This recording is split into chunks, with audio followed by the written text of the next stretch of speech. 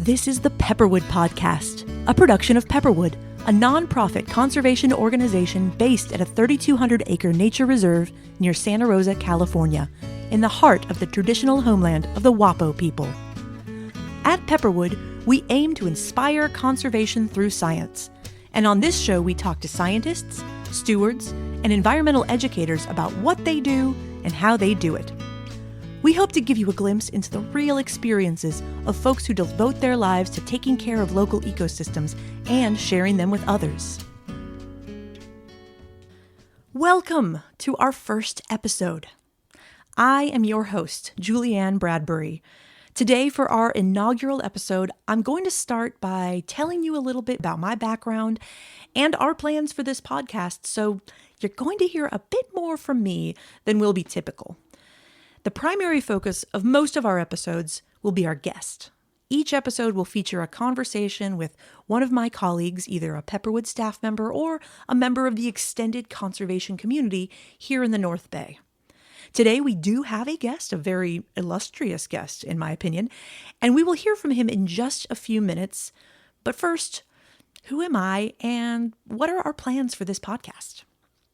I, Julianne Bradbury, was lucky enough to join the Pepperwood staff as an environmental educator in September of 2023, and it was a great personal victory for me. I really feel that I have come home to Pepperwood, and I'm expecting to spend as long a time here as they will let me.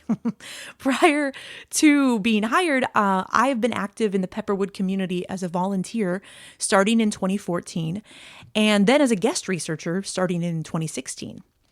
I completed both of my bachelor's and my master's degrees in the biology department at Sonoma State University, and in both cases I had Dr. Derek Gurman as my advisor.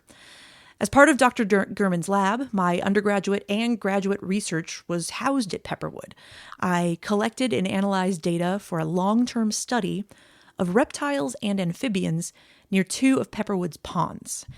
And that study continues to this day. I'm still a part of it. And no doubt I will be providing updates on our findings in future episodes. You can check out my 2021 webinar if you are burning with curiosity about that project's preliminary findings, or if you just want to see some truly delightful photos of salamanders and lizards.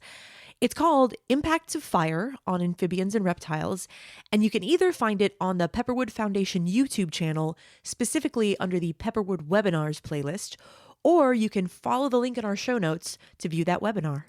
These days, as an environmental educator, most of my time is spent shepherding students of various ages around the reserve in our many education programs, but I do manage to shoehorn a little data collection and stewardship in there to keep my life interesting when my calendar allows for it.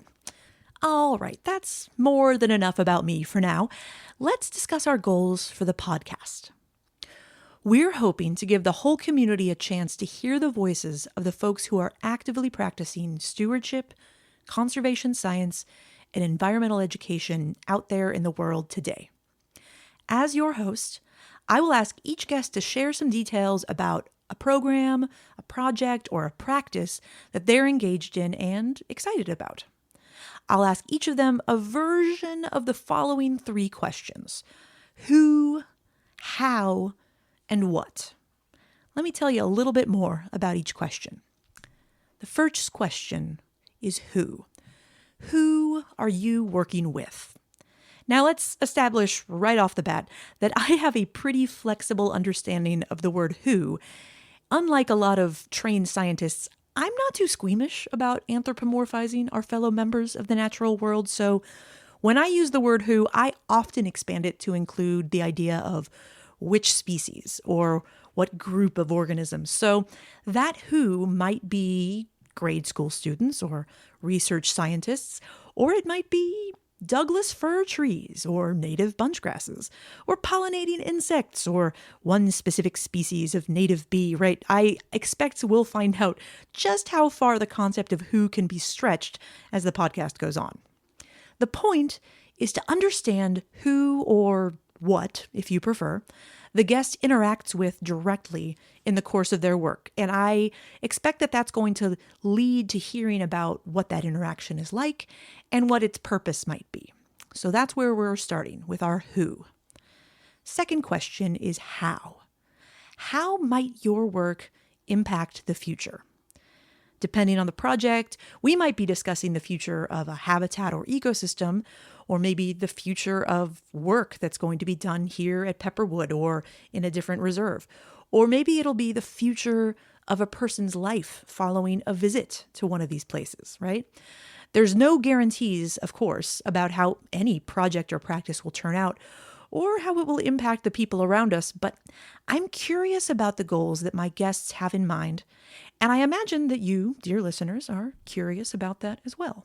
So that's the how. How might your work impact the future? Last question is what? What makes your work possible? And I expect this will often give us a chance to celebrate the people or social structures or government programs that support stewardship science and education. I hope it will also give us some insight into how we can help support the work through our own actions, whether that be through financial support or by directing our personal choices or actions in a certain direction, voting for certain policies, discussing the topic with our friends and families to spread the word about certain ideas, whatever our guest has in mind and can draw upon to think about what supports their work. The bottom line is, I think it's important to understand some of what it takes to engage in conservation work, right? Stewardship, science, and education programs definitely don't run themselves for free. And understanding their work should also include some concept of how that work is supported. So there they are. That is the who, the how, and the what that I'll be asking our guests about. That's our plan for this podcast project, and I'm pretty excited about it. We welcome your thoughts and feedback as we build our list of guests. So if you have any questions, suggestions, thoughts, feelings, anything, please reach out to us by email at podcast@pepperwoodpreserve.org. If there are folks whose work you are particularly interested in hearing more about, I will do what I can to get them on this podcast and ask them who, how, and what their work is all about.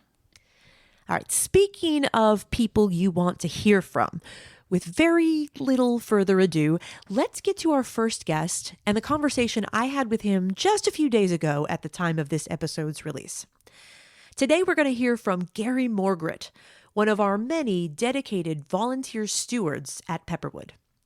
Now, in case you're not familiar with our Stewards program, the Stewards are a group of volunteers who have formally committed to contributing their time and talents to Pepperwood's programs.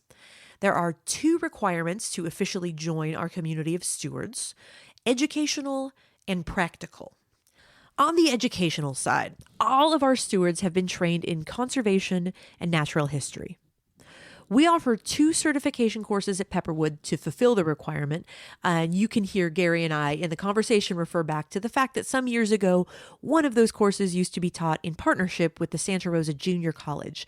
Currently, Pepperwood is pleased to offer the 2 certification courses of the University of California Environmental Stewards program, which you can read about in detail at calnat.ucanr.edu. We'll include that link in the show notes. Both certification courses are offered at Pepperwood and at many other organizations. They can all fulfill the education requirement to become a Pepperwood steward. Now, frankly, whether or not becoming a steward is a goal of yours, the UC Environmental Stewards courses are excellent experiences. I finally got to take the California Naturalist course this past winter, and I loved it. Again, that website is calnat.ucanr.edu, and we'll put the link in the show notes. Alternatively, the education box might be checked by having earned a degree related to Pepperwood's mission elsewhere. For example, my bachelor's degree in biology from SSU originally fulfilled the steward education requirement for me. Now, on the practical side, the requirement's quite simple. All of our stewards contribute a substantial number of volunteer hours every year, often in a variety of roles in different Pepperwood programs, to demonstrate their consistent commitment to supporting our organization. There are a number of perks to becoming a steward, and that includes the opportunity to join certain specialized projects at Pepperwood, like the one that Gary and I discuss in the following conversation. Now, as a steward, Gary has been instrumental in keeping one of our long-term monitoring programs alive. The same monitoring program that originally drew me to Pepperwood and sparked my love of fieldwork in a way that legitimately changed the course of my career in conservation. So you can imagine this conversation's very close to my heart. Okay, having set the scene, let's hear it. My conversation with volunteer steward Gary Morgret, which took place in October of 2024. Gary, thank you so much for joining me today. It's really nice to just be sitting across from you and see you. As you say, just before we started recording, you mentioned like we only see each other in passing, it feels like. So nice to have an excuse to sit down together. Absolutely. Before we kind of get into talking about the Phenology Project itself, I wanted to just pick your brain. How long have you been volunteering with Pepperwood? I started volunteering before I even moved up here from the city. Mm-hmm. So I had friends who lived over on Mark West, and I would come up weekends to visit, and I saw that they needed people on Saturday morning, so I started volunteering. So it was really the work days that brought you in. That's what and maybe started it. The hot lunches with the work days, possibly. maybe the beer. All of the above. Excellent. Yes, our work days treat our volunteers well, so that's good. You do. And then when did you start? Like, how long was it before you started trying out other projects and Well, the steward thing happened because of Wendy Hirneman. Okay. She was a longtime volunteer as well and doing an oak study. And she talked me into doing the classes at the JC and becoming a steward. Excellent. So that was, I think that was around 2014. Okay. That's just about the same time that I started here. That's great. Yeah. So we have that in common. Wonderful. And so then, it took you back then. It was a two class series, if I remember correctly. Right. And so then probably around 2015 or 16 was when you became a steward officially. Does that sound right? Okay. That's right. Was Phenology one of the first projects that you started? It was one of the first official projects. Right. I started that in, I think it was 2000, before the Tubbs fire, which was 2017. We started in 16. Right. Michelle Haber trained us, Natasha Granoff and I, just the two of us. And so I've been doing it ever since. Oh, my goodness. And I mean, people like me have come and gone since then from the project itself, and you're still there. You're a real... Tenacious. That's right. Well, you're a shining star in that because it really speaks to the sort of heart of a long-term monitoring project is that it's long-term and it's consistent. So that's so wonderful. So let's get into the project itself. To begin with, it's a monitoring project. Who are you monitoring out there on that trail? Which plants? Yeah, which plants? Oh, okay. I consider who to include, species. Very broad definition. Pretty much, it's all chaparral. Mm-hmm. It's on serpentine soil, so everything's very stunted back in there. Yeah, everything has to fight to live, right? That's right. It's a tough place. Absolutely. To grow and live. Mm-hmm. So I do leather oak and bay, California bay. Great. Chemise, another chaparral plant. Mm-hmm. Toyon. And it's not mimulus anymore. Monkey flower? Yes, sticky monkey flower, which, yes. I think it's Diplacus, something like that. Diplacus, something, yeah. And they changed it. We can pronounce it however we want because those are dead languages, and I say that's fine. Yeah, I have no idea. Okay. So that's a good handful. That's a good handful there of different species. Do you have a favorite by chance? Let's see. I'd say probably the ones that are the least difficult. Chemise is hard because leaves sometimes look like new leaves and they are not new leaves. No. But I think the monkey flowers are my favorite. They're so friendly looking. Yeah. That's lovely. A beautiful flower. That's fun. Yeah, I remember back when this was pre-fire, so during the Tubbs fire, the project had some big impacts, right? Some of the plants that we'd been monitoring had burned. So we had some big shifts on the project. Before the Tubbs fire, there were a few other species that I don't think are being monitored anymore, including some poison oaks. And then it was coyote brush. And I grew to have a love-hate relationship with coyote brush. Because, yes, okay. I don't necessarily miss those, although I do still love coyote brush. So maybe my relationship has improved.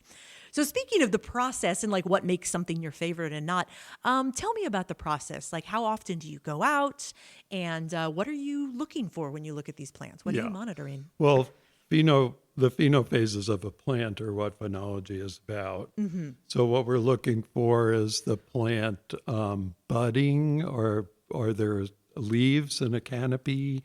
Is it flowering? Is it seeds? Are the seeds ripening? All those things are what you look for.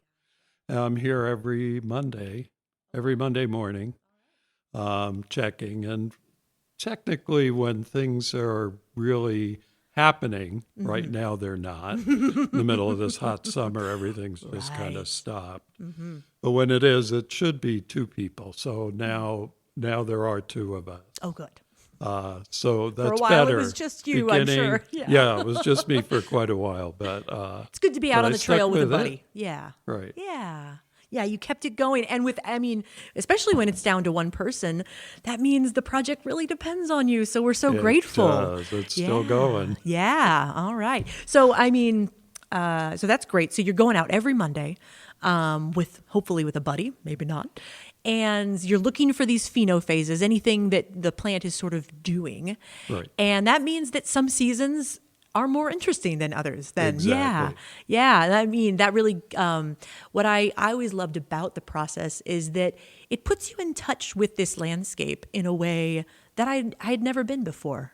Right? Yeah. Yeah. Like, for a fact that this, the end of summer right now, we're in early October, although it feels like the middle of July, but, this is really a season of sleep for a lot of our plants and even our animals. Everything is kind of quiet and can't do much because it's waiting for water. So that is interesting. Yeah. And, you can tell, plants are very thirsty right now. The bay leaves are starting to curl, which is, I think, a strategy to save water. So the stomata's on the bottom of the leaf, and it's keeping that cool underneath, just like physically live protecting. Oaks do. Yeah, physically.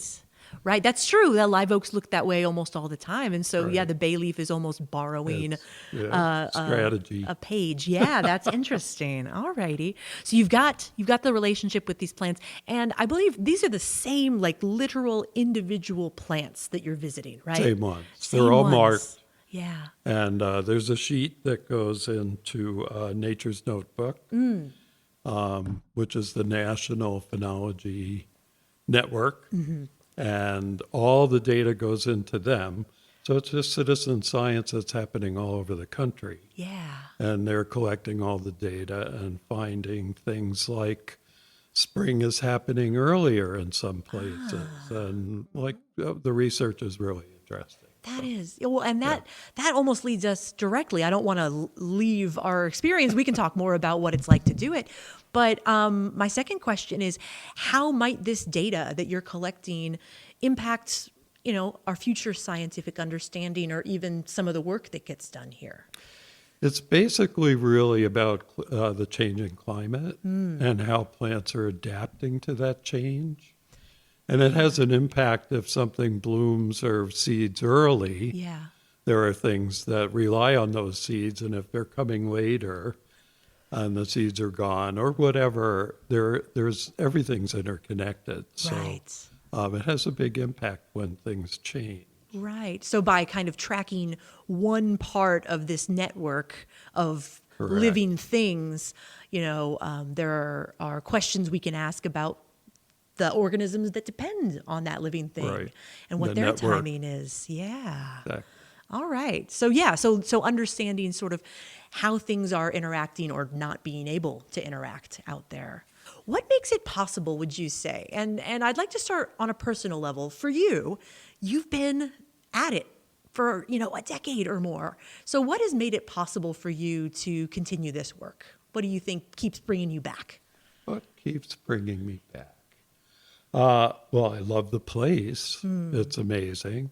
I have a little tiny patio where I live with plants, but just a little patio. So I kind of see this as my yard.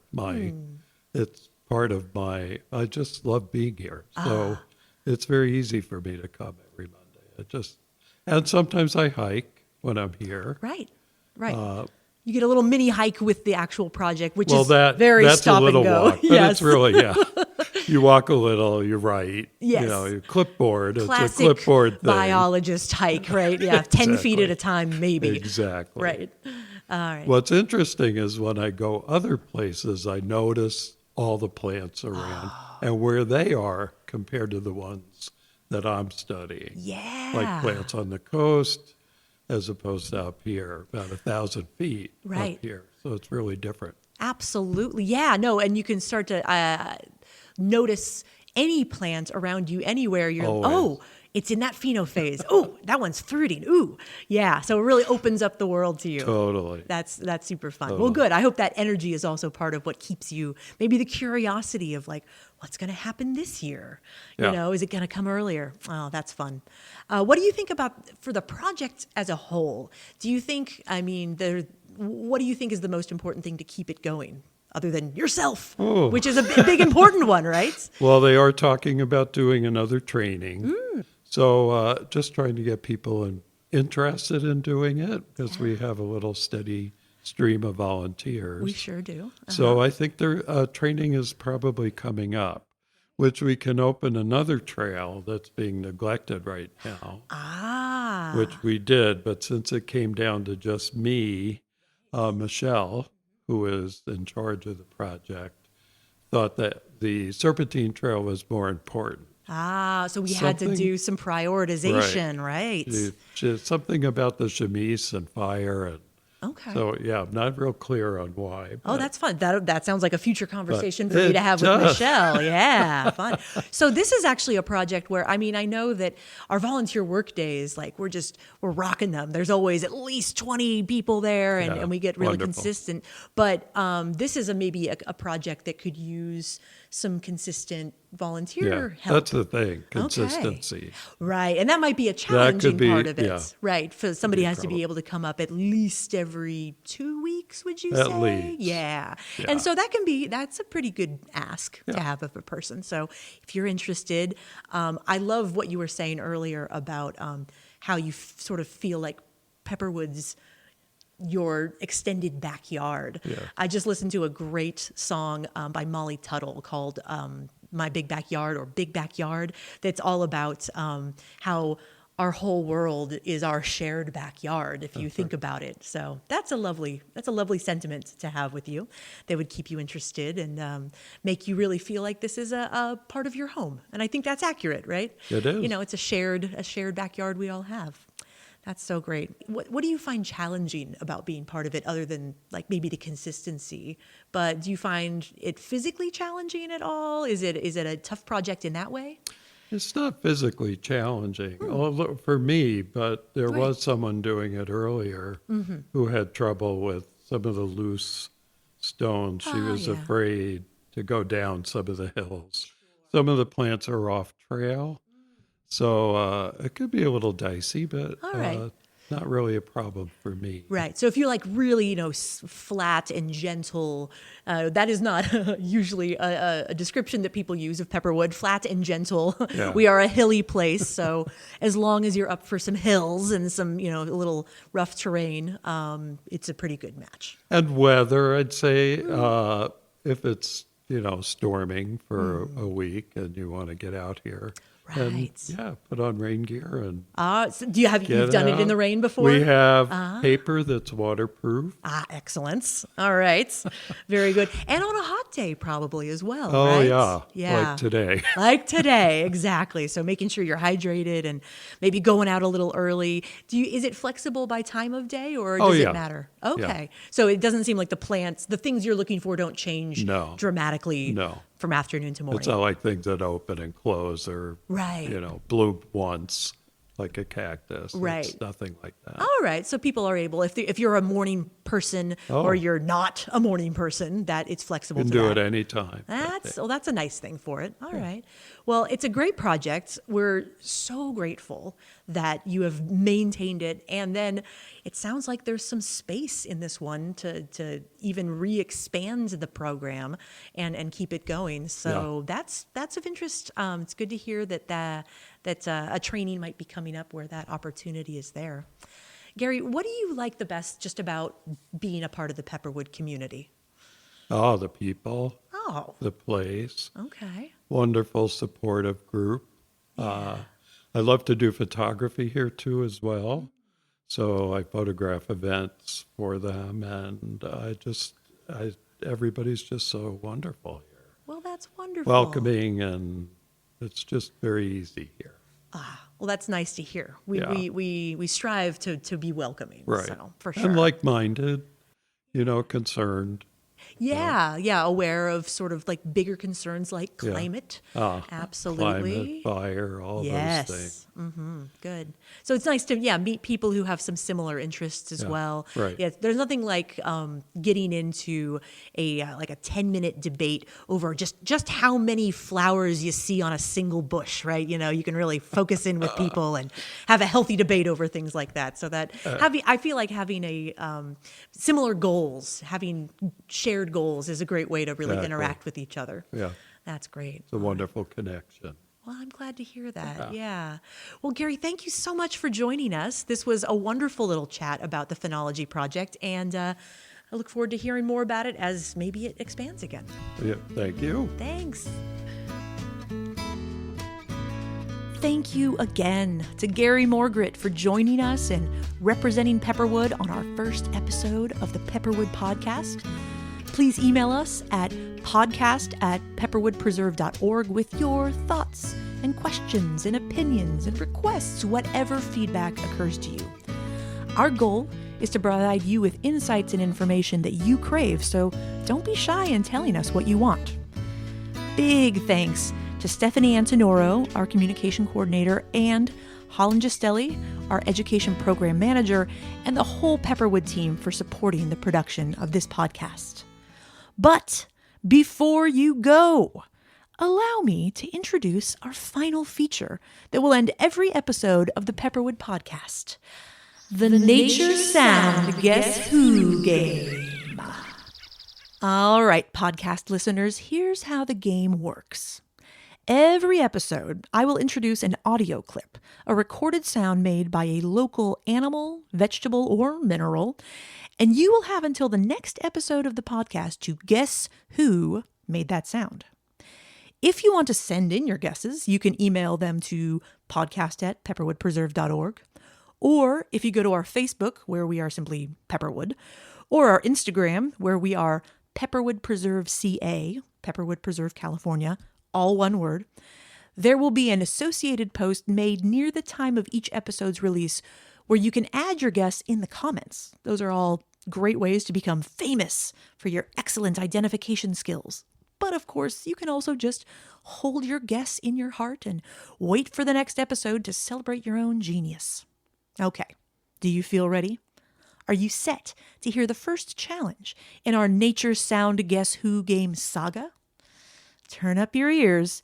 Here it comes in 3, 2, 1.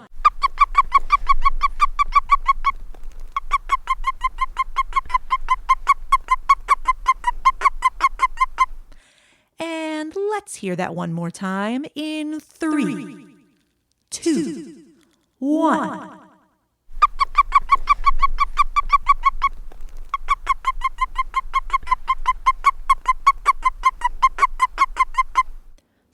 Who could it be? The only way to be sure is to listen in to episode 2 of the Pepperwood Podcast. Don't forget to email your guesses to podcast@pepperwoodpreserve.org or go on Facebook or Instagram if you're interested in eternal glory. Thank you for listening, and until next time, keep your ears tuned into nature.